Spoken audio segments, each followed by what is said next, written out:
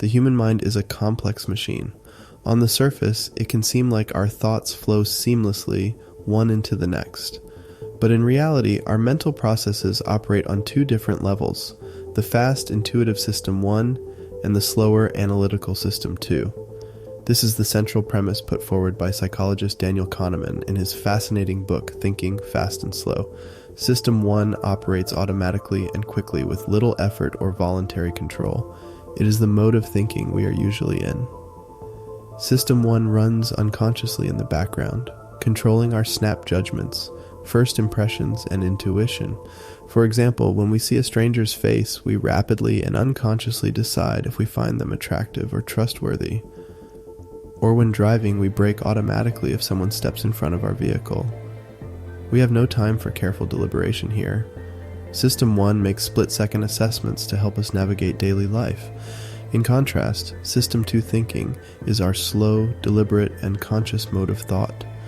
System 2 engages when we encounter a complex problem that requires focus, analysis, and logical reasoning. If someone asks us to multiply 17 by 24, we engage System 2 to perform effortful mental math.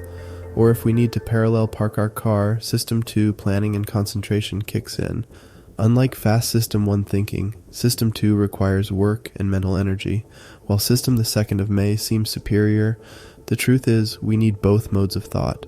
We couldn't get through life relying entirely on slow, analytical reasoning for every single task and judgment. The shortcuts and instincts of System 1 serve us well most of the time. Unfortunately, though, System 1 thinking is prone to predictable biases and systematic errors. Kahneman outlines many of the biases and illusions that distort our System 1 intuition in Thinking Fast and Slow. For example, there is the availability heuristic.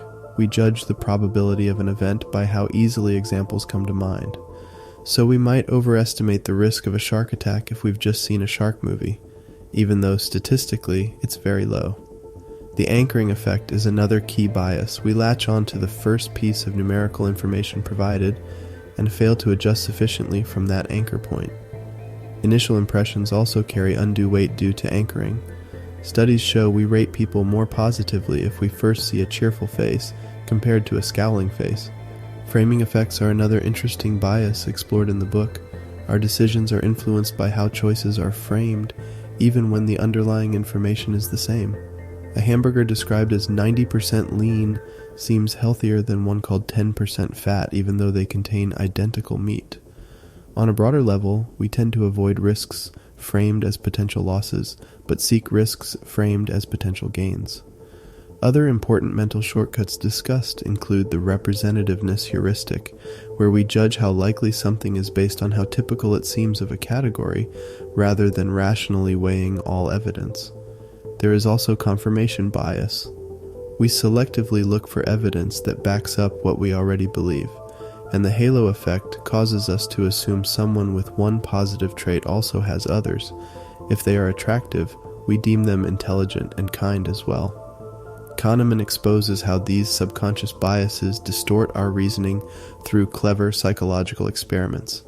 In one study, people saw lists of names including famous women's names and much more obscure male names. Despite the biased sample, people still concluded there were more total male names. System 1 jumped to a conclusion based on representativeness, failing to consider the list's composition logically. Other research reveals we prefer experiences with a better ending over those with a stronger peak, even if they are shorter overall. This peak-end rule defies logic but aligns with how our System 1 memory works. We judge an experience by its most intense moment and its end, not its full duration. If an experience gets dramatically better toward the finish, we retroactively evaluate it as fantastic. So how can we overcome the flaws in System 1 thinking? Kahneman suggests engaging analytical System 2 in situations where intuition often misleads us. If you are interviewing job candidates, consciously focus on assessing their merits individually rather than being swayed by the halo effect. When judging risks, deliberately consider all factors rather than just going by what examples easily come to mind. Make numerical estimates starting with your own anchor point rather than latching onto any initial number provided. We should also be wary of thoughts that come to mind easily, invoking little mental effort. Kahneman calls this cognitive ease, noting we instinctively trust ideas we can grasp quickly over complex concepts requiring deeper thought, but difficulty of comprehension does not indicate if something is true or valid.